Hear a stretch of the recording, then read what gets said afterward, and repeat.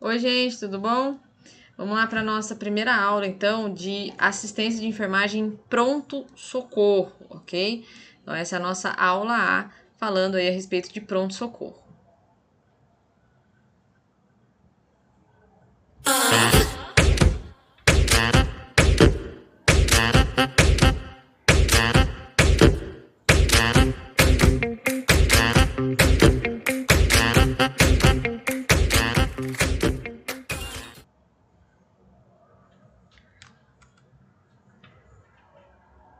Então vamos lá, gente, vamos falar desde o princípio, né? Vamos falar aí do início. Lembrando, né, que a gente segue ali meio que uma sequência para apresentar para vocês o fluxo, né, principal aí do que ocorre dentro de um pronto-socorro. E aí nesse meio a gente inclui algumas técnicas, né, a realização de algumas técnicas. Então, aqui eu coloquei para vocês uma imagem, né, da palavra triagem, que na verdade vem de triagem, né, vem daí.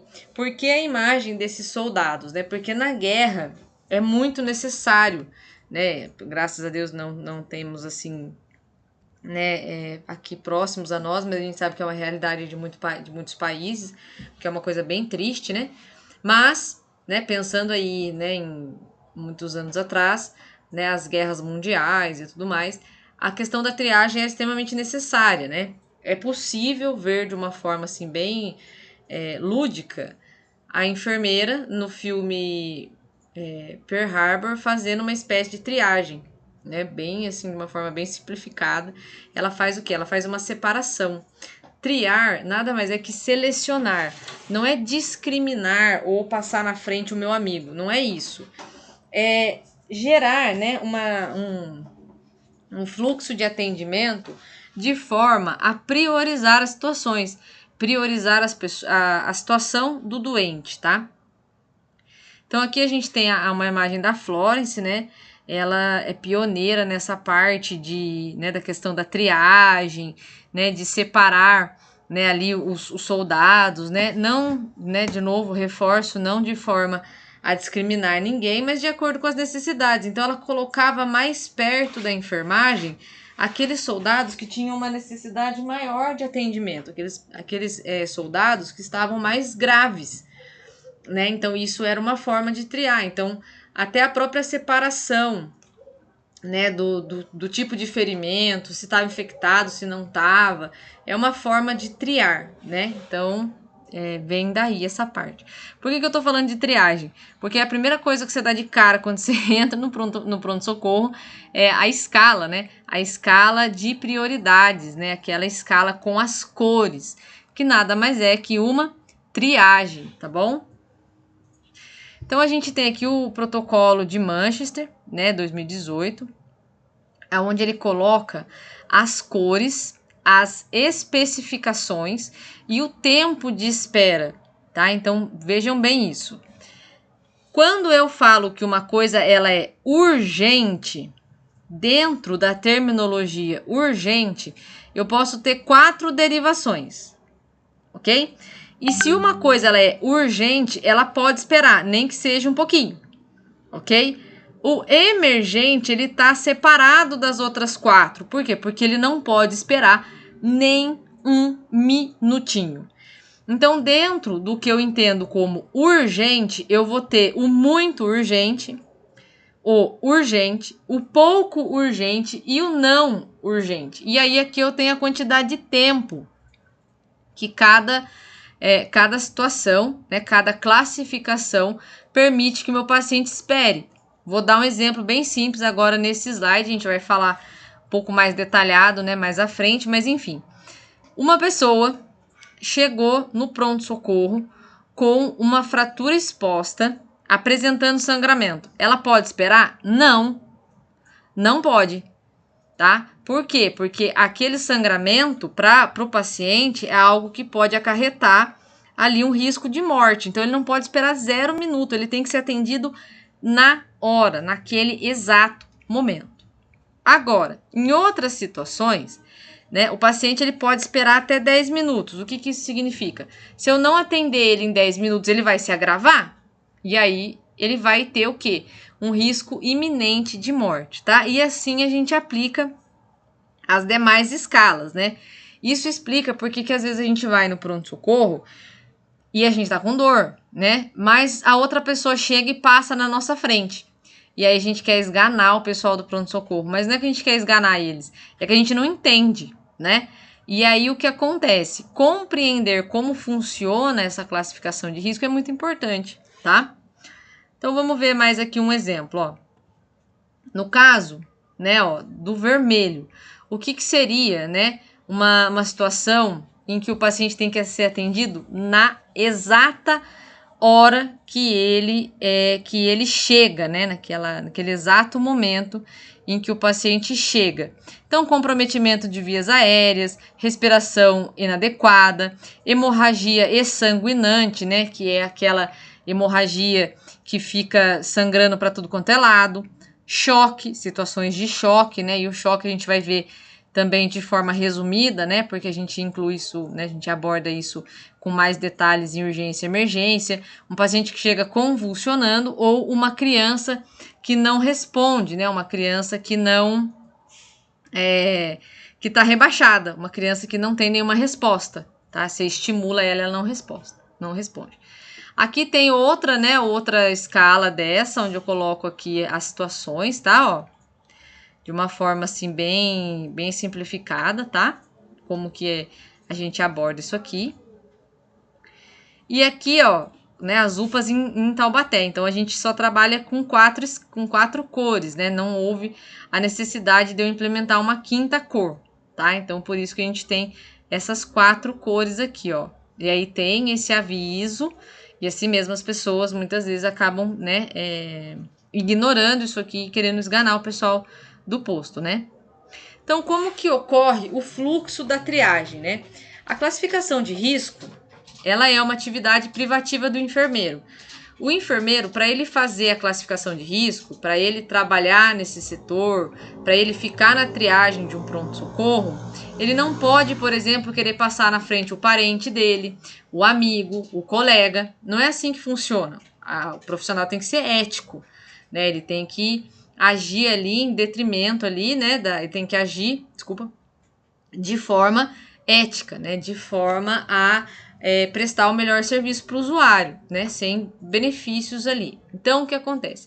Existe um curso que o enfermeiro pode fazer para compreensão, né, dos sinais, sintomas que o paciente apresenta e assim fazer uma melhor triagem, uma melhor classificação e interpretação dos dados que ele está vendo. Por exemplo, a gente chega na triagem, aí você visualmente, né, o paciente ele tem sinais como alteração de sinais vitais, ele tá sudoreico, ele tá cianótico, ele tá com a pele pegajosa, ele tá com cianose de lábios, enfim, várias coisas que o enfermeiro consegue perceber e através disso ele pode, né, ele usa disso para fazer a avaliação.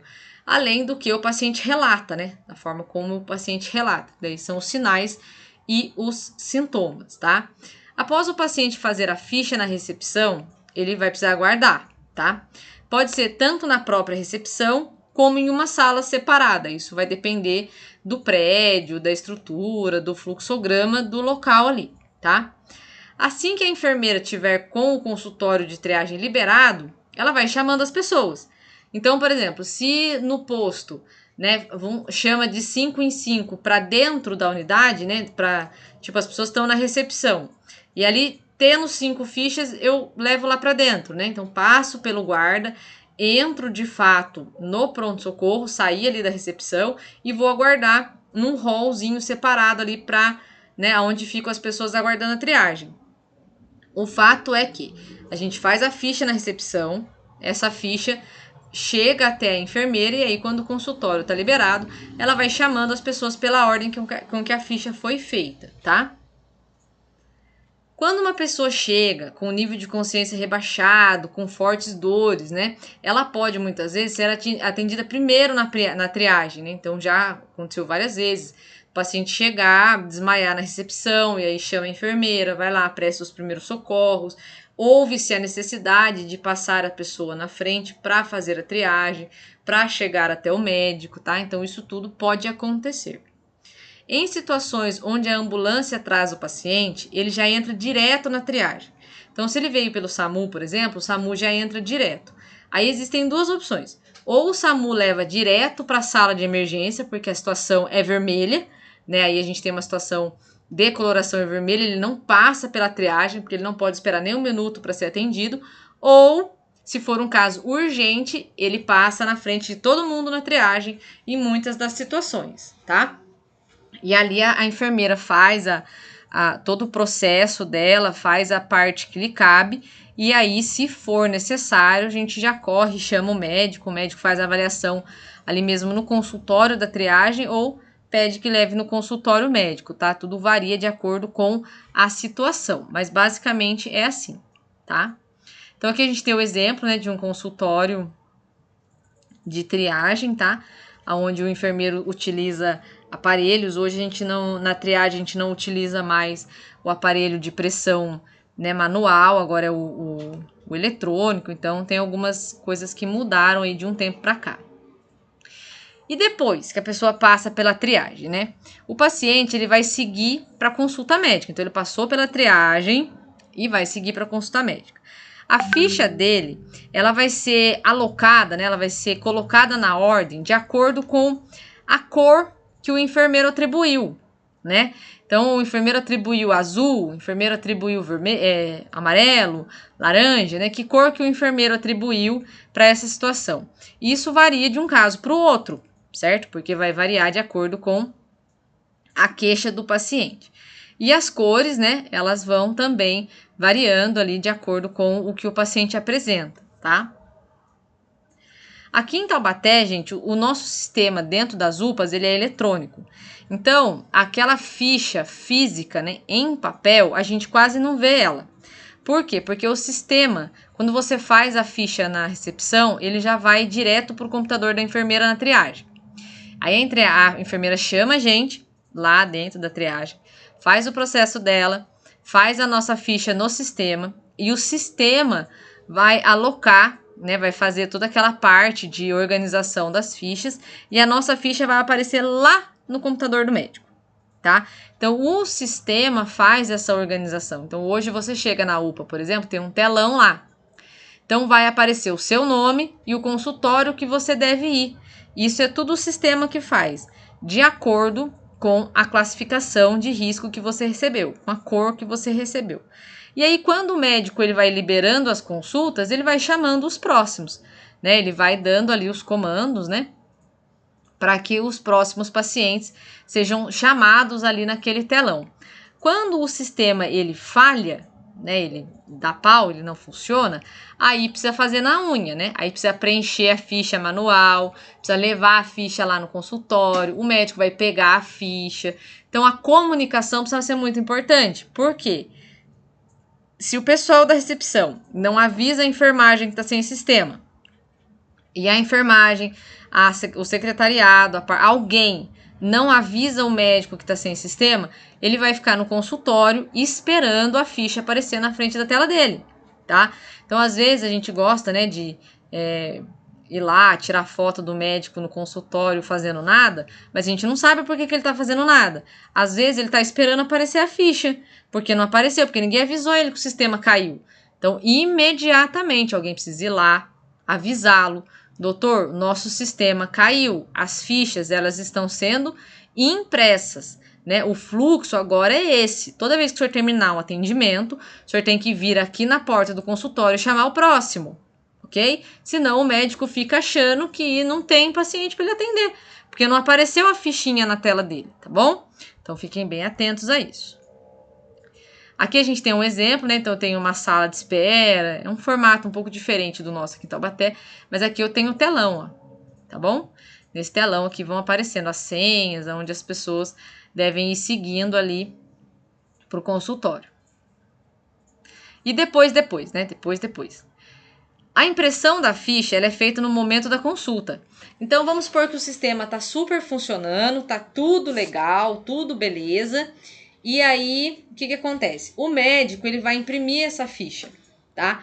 Na ficha, ele coloca a hipótese diagnóstica, ele coloca a impressão que ele teve, ele coloca o que ele vai prescrever, se ele vai prescrever para o paciente tomar remédio lá, ou se ele vai prescrever medicação em casa, ele vai escrever se ele quer exame, ele vai escrever o exame físico que ele fez, ele vai escrever o que ele quiser na ficha. Essa ficha, gente, no pronto-socorro, se a pessoa precisar ficar internada, ela vai fazer parte do prontuário da pessoa. Por isso que a gente não pode pegar a ficha do paciente e tratar de qualquer forma.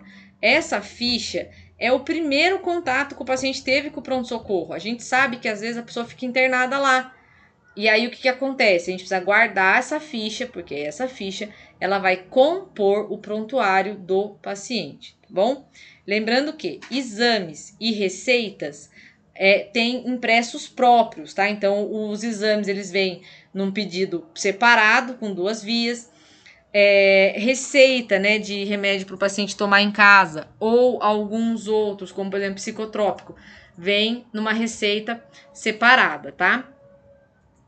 Num impresso separado.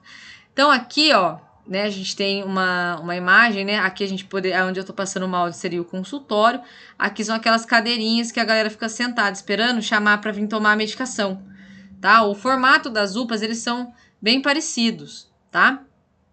No caso de medicação ou de exame, caso o médico tenha solicitado algum exame ou prescrito, né, alguma medicação para o paciente, o mesmo deve aguardar no local indicado, né, para que até que a enfermagem venha e recolha sua ficha.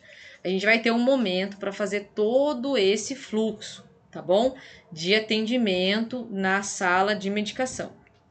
Após a medicação, ou quando chegar o resultado do exame, o médico ele pode ter solicitado lá na ficha que ele quer que o paciente retorne, né, ao consultório. Então, é muito comum isso.